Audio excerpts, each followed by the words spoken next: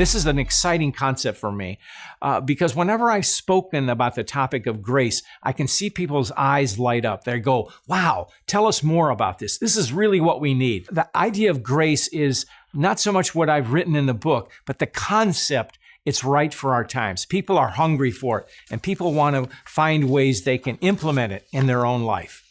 Grace is that catalyst for positive action.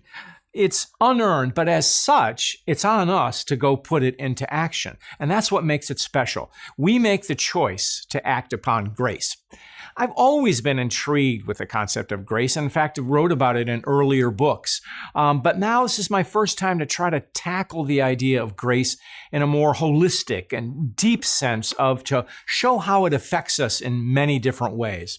Grace is a selfless concept, and that concept of selflessness, I think, is important to leaders because what leaders learn very quickly is that it's not about you, it's about them. You create that situation where individuals can succeed. And grace is that kind of selflessness, that looking to make things better, which is inherently a leader's job. And so I think there's a nice tie-in with what grace is in its essence and with what leaders actually do. When people see a leader go out of his or her way to do something better for the organization or for an individual, they go, that person is acting with grace. That person is setting the right example. And that's a role modeling behavior. So in that way, leaders can drive grace.